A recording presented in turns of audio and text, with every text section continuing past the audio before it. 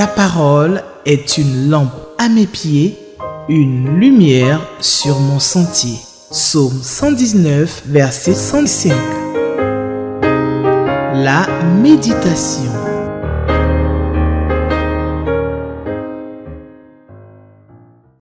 Bien-aimé, sais-tu que Dieu, notre Père, t'aime énormément parce qu'il a établi avec toi une alliance indéfectible. Il te donne chaque jour, par son Fils bien-aimé, de t'approcher de lui, pour l'écouter, pour lui parler. En ce jour, il t'adresse une lettre spéciale, en ce début d'année, dans le livre de Luc, le chapitre 5, verset 1 à 11. Je voudrais, comme les autres l'ont fait, t'adresser mes vœux les plus chaleureux, les vœux de bonheur, et qu'il donne surtout d'avoir une faim et une soif intense. Non pas de nourriture ni d'eau, mais une faim et une soif d'écouter, de lire, de méditer chaque jour la parole de Dieu, d'aimer la communion avec lui. Pour notre réflexion d'aujourd'hui, je te propose, bien aimé, les questions 2, 3 et 7 de notre guide de méditation quotidienne, déjà disponible dans les librairies chrétiennes et au siège de la Ligue pour la lecture de la Bible.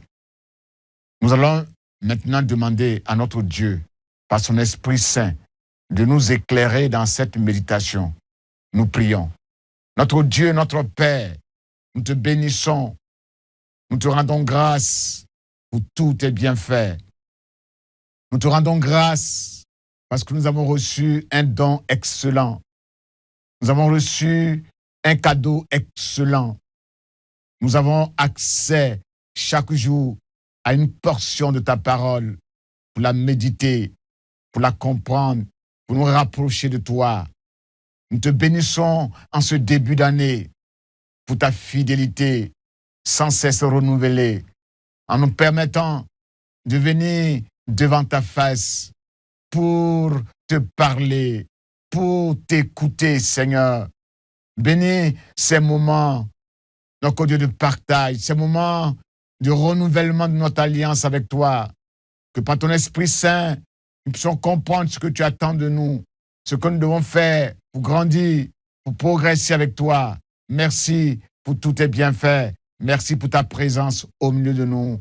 Au nom puissant de notre Sauveur, Jésus-Christ. Amen. Bien-aimés, nous lisons notre texte dans le livre de Luc, dans le Nouveau Testament, le chapitre 5, versets 1 à 11. Un jour, alors que Jésus se tenait sur les bords du lac de Génézareth et que la foule se pressait autour de lui pour écouter la parole de Dieu, il aperçut 2 barques au bord du lac. Les pêcheurs en étaient descendus et nettoyaient leurs filets. L'une de ces barques appartenait à Simon. Jésus y monta et lui demanda de s'éloigner un peu du rivage. Puis, il s'assit dans la barque et se mit à enseigner la foule. Quand il eut fini de parler, il dit à Simon, « Avance vers le large, en eau profonde. Puis toi et tes compagnons, vous jetterez vos filets pour pêcher. » « Maître, lui répondit Simon, nous avons travaillé toute la nuit et nous n'avons rien pris. Mais, puisque tu me le demandes, je jetterai les filets. » Verset 6. Ils les jetèrent et prirent tant de poissons que leurs filets menaçaient de se déchirer. Alors, il fit signe à leurs associés dans l'autre barque de venir les aider. Ceux-ci arrivèrent et l'ont rempli les 2 barques au point qu'elles enfonçaient. En voyant cela, Simon-Pierre se jeta aux pieds de Jésus et lui dit, « Seigneur, éloigne-toi de moi, car je suis un homme pécheur. » En effet, il était saisi d'effroi, ainsi que tous ses compagnons, devant la pêche extraordinaire qu'il venait de faire. Il en était de même de Jacques et de Jean, fils de Zébédée, les associés de Simon. Alors Jésus dit à Simon, « N'aie pas peur, à partir de maintenant, tu seras pêcheur d'hommes. » Dès qu'ils eurent ramené leur bateau au rivage, ils laissèrent tout et suivirent Jésus. La question numéro 2 pour notre réflexion, c'est qu'est-ce que Dieu, ce texte plutôt m'apprend sur notre Dieu, le Père, sur Dieu le Fils, sur Dieu le Père.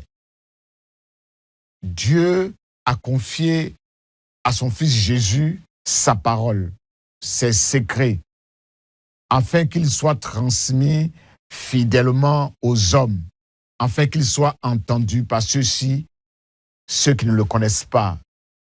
Dieu le Père aussi a donné l'intelligence à son Fils pour choisir les disciples qu'il lui faut pour l'accompagner dans son ministère.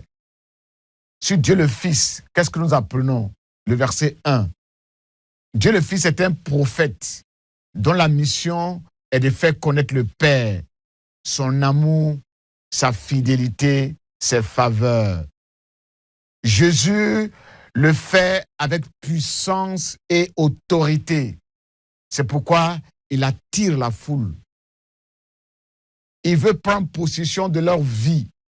Il veut les contrôler. Versets 2 à 3, nous voyons que Jésus est un fin stratège qui connaît les lieux, les moyens, les outils nécessaires à l'accomplissement de sa mission afin de toucher le maximum de personnes. Il utilise pour cela une barque comme un podium, comme une strade pour prêcher la bonne nouvelle, pour que tous ceux qui sont venus l'écouter puissent le voir parler. C'est un bon pédagogue qui sait utiliser les éléments de notre milieu de travail pour nous parler, pour nous enseigner. Ici, il utilise une barque pour Pierre et ses associés. Pour la femme samaritaine, il utilise un puits, l'eau du puits. Il sait transformer le savoir-faire, l'expertise, les prérequis de l'apôtre Pierre pour en faire des atouts pour son œuvre et pour se faire connaître à lui comme le Dieu qui fait des miracles. Au verset 4, c'est un prophète qui sait discerner toutes choses, qui connaît ce qui est caché. Il sait où sont cachés les bons poissons introuvables. Ils ne sont pas sur le rivage, mais ils sont loin dans les eaux profondes. Il sait renverser les échecs, les insuccès en victoire, en succès. Au verset 8a, il est véritablement Dieu comme le Père. Il est digne d'être adoré comme le Père. Parce que tout genou, à la fin des temps, sur la terre, doit fléchir devant lui et reconnaître sa seigneurie, sa grandeur. Lui, le maître de la nature, le Dieu tout-puissant. Au verset 8 encore, il est le Dieu saint. Et devant sa sainteté, devant sa présence glorieuse, les pécheurs ne se sentent pas à l'aise comme l'apôtre Pierre. Car ceux qui veulent s'approcher de Jésus doivent reconnaître leur indignité, leur état de pécheur et abandonner leur péché. Au verset 9, il a la source des miracles authentiques, véritables, extraordinaires, des pêches miraculeuses.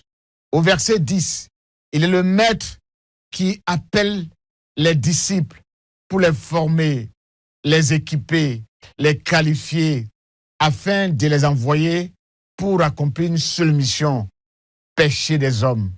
C'est le cœur de la mission que le Père a confiée à tous ses serviteurs que nous sommes. C'est un grand leader, notre Seigneur Jésus-Christ. Il est capable de transformer des hommes ordinaires, des hommes incapables, pour en faire des hommes extraordinaires, des hommes puissants, capables d'accomplir de grandes choses pour la gloire de Dieu son Père.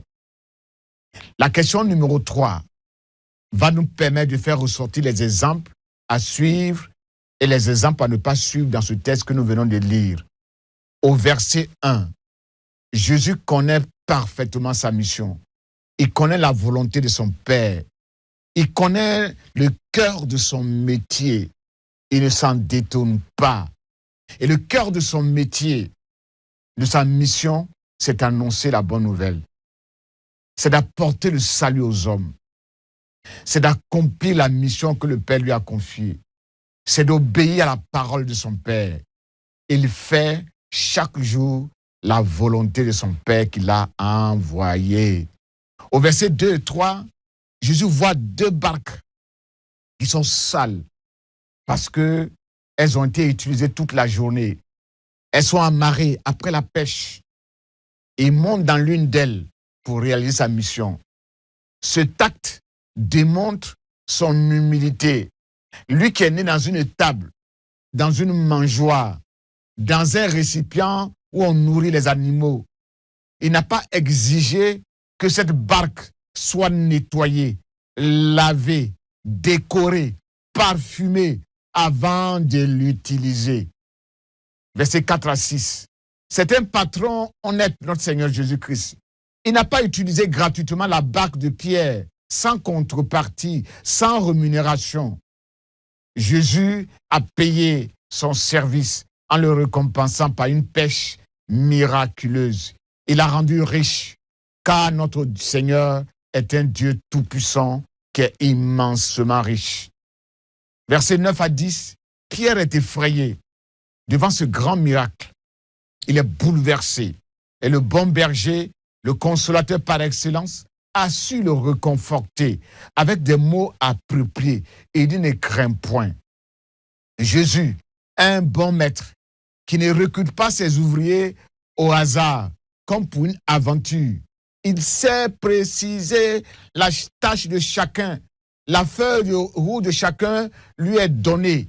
Il dit, je ferai de toi un pêcheur d'hommes. Dans ce texte, Pierre se présente à nous aussi comme un modèle, un homme pieux, un homme obéissant, un homme soumis qui exécute à la lettre les ordres du Seigneur Jésus. Il a reconnu le doigt de Dieu dans cette affaire de pêche miraculeuse. Il a vu que c'est la main de Dieu qui s'est manifestée. Pierre est un homme qui est généreux, un homme serviable, un homme qui met au service de Dieu sa personne et ses biens, sa barque. Il sait partager. C'est un homme qui est patient. Il a su attendre jusqu'au bout que Jésus utilise sa barque pour la prédication de la bonne nouvelle. C'est un homme aussi qui est humble et qui sait demander l'aide de ses associés dans l'autre barque pour l'aider à récolter cette pêche miraculeuse. C'est la marque des grands leaders. Ils savent là où se trouvent les ressources, les expertises dont ils ont besoin pour réussir efficacement leur mission. Ils savent capitaliser les savoirs des collaborateurs, le knowledge management. C'est un homme franc, l'apôtre Pierre, honnête, qui connaît ses limites, qui connaît ses insuffisances, qui ne cache pas sa situation au maître. Il dit, maître, nous avons pêché toute la nuit. Nous n'avons rien attrapé. C'est un homme de foi qui ne s'appuie pas sur son intelligence, mais il place sa confiance en Dieu, en sa parole. Il dit, à ta demande, parce que tu l'as dit, je vais essayer à nouveau sur ta parole, la parole de grâce, la parole qui est pleine de folie, la parole qui est pleine de déraison aux yeux des hommes. Sur ta parole, je jetterai mon filet. C'est aussi un homme pieux qui reconnaît la seigneurie de Jésus, qui reconnaît que c'est Jésus qui vient de se manifester, qui reconnaît son péché et il se prosterne devant le Maître. Verset 7. Les associés de Pierre sont des modèles aussi à suivre. Ils viennent au secours de Pierre. Ils le soutiennent avec la force de leurs bras et avec leurs bacs pour récolter cette pêche miraculeuse. Ils prolongent les bonnes dispositions de leur cœur en acceptant de suivre le Maître Jésus. Ils ont pris des risques, tout comme Pierre. Ils ont tout quitté, leur famille et leurs biens, pour suivre Jésus-Christ, pour devenir des pêcheurs d'hommes, comme le Maître l'a demandé. Quels sont les exemples à ne pas suivre dans ce texte, bien-aimé? Verset 8.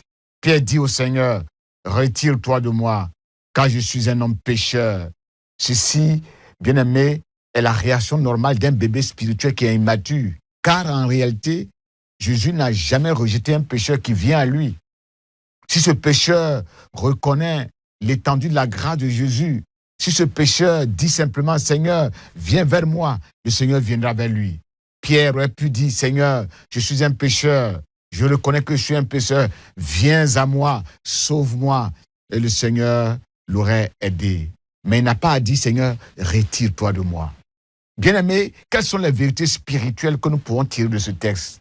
Au verset 1, l'appel des premiers disciples, bien-aimés, se déroule au bord d'un lac, lors d'une partie de pêche. Quelle symbolique! Cela n'est pas fortuit. Le Maître nous rappelle ainsi, à partir de cette image, à partir de ce lieu symbolique, que la mission d'un disciple de Jésus, c'est de faire de lui quelqu'un qui va jeter son pain à la surface des eaux, afin de sortir des ténèbres de l'eau, des poissons qui mettront leur potentialité au service du Maître. Au verset 3, Jésus monte dans l'une des barques. Jésus, le Dieu souverain, créateur et propriétaire de toutes choses, il monte dans l'une des barques. Parce que tout doit lui être soumis. Tout doit se mettre à sa disposition pour réaliser la mission principale que le Père lui a confiée. Si les gérants demandent pourquoi ils doivent donner leur vie, leur temps, leur talent, leur richesse à Jésus, le Seigneur nous demande de leur répondre simplement, comme il a dit à ses disciples, le Maître en a besoin. Le Maître a besoin de ton temps. Le Maître a besoin de ta vie. Le Maître a besoin de tes richesses. Le Maître a besoin de ta pirogue. Le Maître a besoin de ton âne, de ton véhicule. Le vrai propriétaire des choses réclame toujours ce qui lui appartient. Nos vies lui appartiennent, nos biens lui appartiennent. C'est pour cela qu'il les réclame pour faire son service. Au verset 4, Jésus dit à Pierre, va plus loin, va en eau profonde, tu vas attraper beaucoup de poissons. Bien-aimé, tu ne feras rien de nouveau. Tu ne verras pas la gloire de Dieu dans ta vie. Si tu restes attaché à la routine, aux expériences antérieures, à tes propres méthodes, à tes propres stratégies, à tes connaissances, à tes capacités, à tes faux raisonnements, à cette vie superficielle que tu vis, si tu veux voir de grandes choses, si tu veux faire des pêches miraculeuses avec Jésus, va en eau profonde avec Jésus. Recherche la vie de soumission, la vie d'obéissance, la vie de renoncement, la vie de sacrifice, la vie de consécration à Dieu. La pêche miraculeuse n'est pas le résultat bien-aimé des efforts humains, mais c'est le résultat d'une combinaison entre la foi en Dieu, l'obéissance à Dieu et la coopération avec Dieu. Coopération avec Dieu. Il faut lâcher prise pour que Dieu prenne le contrôle, pour que le Saint-Esprit prenne le contrôle, pour que Dieu prenne le contrôle de nos vies et nous verrons de grandes choses dans nos vies. Verset 4, va plus loin, tu attraperas beaucoup de poissons. Va plus loin, tu attraperas beaucoup de poissons. Tout ordre va plus loin du Seigneur renferme toujours une promesse d'avenir. Tu attraperas beaucoup de poissons. C'est la même chose qu'il dit dans Ésaïe chapitre 1 verset 19. Il dit, obéissez à mes commandements. Et quand vous obéirez à mes commandements, vous mangerez les meilleures productions du pays. Quand Dieu veut nous utiliser, il nous demandera ou il nous obligera à nous retirer, à quitter le lieu où nous sommes, à nous éloigner, afin qu'il puisse nous parler, afin qu'il puisse nous enseigner, afin qu'il puisse nous révéler les choses cachées. Abraham, Joseph, Moïse, Daniel ont quitté leur pays, ont quitté leur famille, ont quitté leur demeure, ont connu l'exil, loin de leurs parents, avant d'être utilisés par Dieu dans son œuvre pour sa gloire. Genèse 12, Genèse 37, Exode 2. Verset 5, Pierre dit à Jésus, Maître, nous avons travaillé toute la nuit. C'était le temps favorable pour travailler, mais nous n'avons rien pris. Cette parole de Pierre rejoint celle de la femme samaritaine. Nos ancêtres et nous-mêmes, nous avons bu l'eau de ce puits, mais nous n'avons jamais été désaltérés. Maître, donne-nous ton eau pour que nous n'ayons plus jamais soif. Bien-aimé, si tu ne jettes pas ton filet, selon les directions de Jésus, si tu ne bois pas son eau, tu vas te lever très tôt, tu vas te coucher très tard, tu vas te donner tant de peine, de souffrance pour veiller sur ta maison, pour gagner du pain, pour t'enrichir, mais tu vas échouer. Nous avons tout essayé, tout essayer. Les limites de l'homme, ses faiblesses, deviennent pour Dieu des opportunités pour déployer sa grandeur, sa puissance, son autorité et pour faire voir des miracles. Dieu étend nos limites quand nous acceptons d'obéir à sa parole. Cette pêche abondante est déjà un avant-goût, une préfiguration des choses à venir pour Pierre. Comme son maître à la Pentecôte, il va prêcher d'une voix forte à une foule immense qui va réagir en ces termes. Que devons-nous faire pour être sauvés? Et Pierre va résumer le message du salut en leur disant, changez de comportement, détournez-vous du péché, repentez-vous afin que vos péchés soient pardonnés, faites-vous baptiser au nom de Jésus-Christ. Et ce jour-là, il y a une abondante récolte. 3000 âmes se sont ajoutées à l'église naissante. Acte 2, 41. Jésus nous entraîne au combat. Il nous apprend à pêcher des poissons. Il ne le fera pas à notre place, mais il va nous préparer, il va nous former, il va nous équiper pour que nous aussi, on apprenne à pêcher pour gagner des poissons. À nous de jouer maintenant pour évangéliser, pour annoncer la bonne nouvelle, pour que des âmes soient sauvées. Verset 8. Pierre dit à Jésus, retire-toi de moi, car je suis un pécheur. La prise de conscience de son péché est le premier pas vers le salut, vers la transformation. Quand Dieu choisit un disciple comme Pierre, impulsif, imparfait, il se focalise à l'avant sur son potentiel, son devenir, ce qu'il va être demain, ce qu'il va apporter au royaume de Dieu. Il ne regarde pas ses faiblesses, il ne regarde pas ses insuffisances, mais demain, ce qu'il va devenir. C'est ça que Dieu regarde. Dieu est un potier.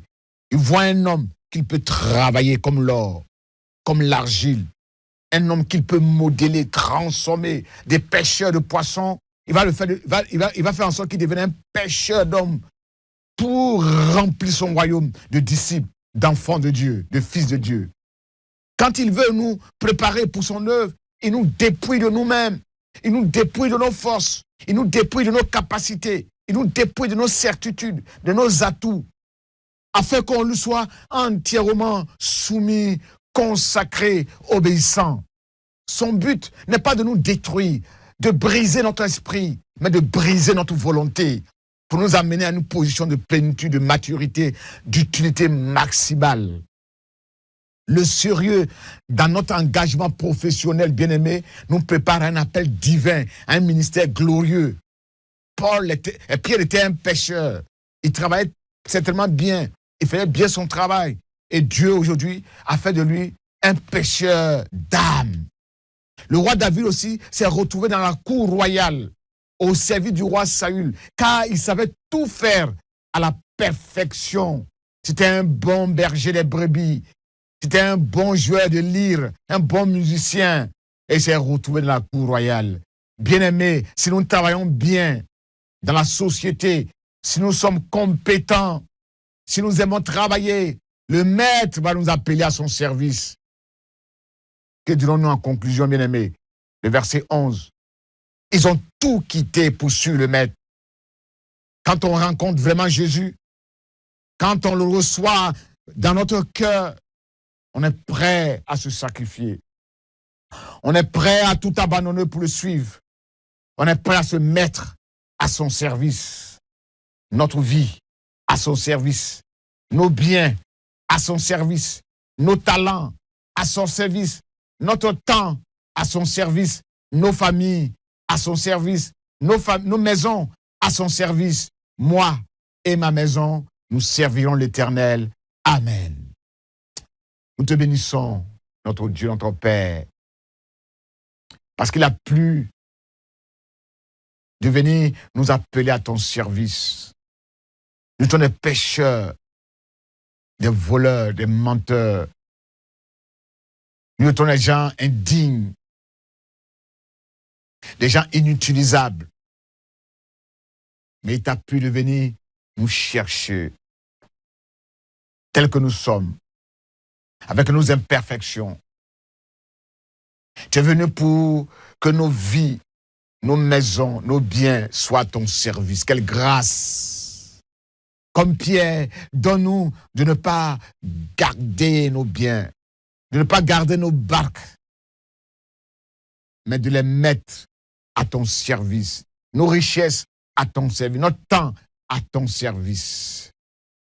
Merci de nous donner aussi comme Pierre de comprendre que notre Dieu, nous avons tout essayé dans le monde. Nous avons cherché la solution en Égypte. Nous avons cherché la solution par nos propres efforts, mais nous n'avons rien gagné. Nous n'avons rien obtenu. Nous n'avons pas connu du succès. Au contraire, nous avons connu des échecs. Nous reconnaissons maintenant, parce que tu nous as parlé par ta parole. Nous venons à toi. Nous voulons que tu nous donnes la solution. Nous voulons que tu nous guérisses. Nous voulons que tu nous montres le chemin. Nous voulons que tu nous donnes la paix véritable, la joie véritable. Nous avons bu de cette eau, mais n'avons jamais été satisfaits. Donne-nous l'eau qui satisfait. Nous avons mangé cette nourriture qui ne nous a pas satisfaits. Nous voulons manger la nourriture que toi tu nous donnes. Nous avons eu des richesses qui ne nous ont rien apporté, des plaisirs qui ne nous ont rien apporté. Nous voulons toi tes plaisirs. Nous voulons ton eau. Nous voulons ce qui satisfait, ce qui désaltère. Accorde-nous ta grâce. Accorde-nous de tout abandonner pour te suivre comme Pierre et ses compagnons. Au nom puissant de Jésus, nous avons prié. Amen. Ta parole est une lampe à mes pieds, une lumière sur mon sentier. Psaume 119, verset 105. La méditation.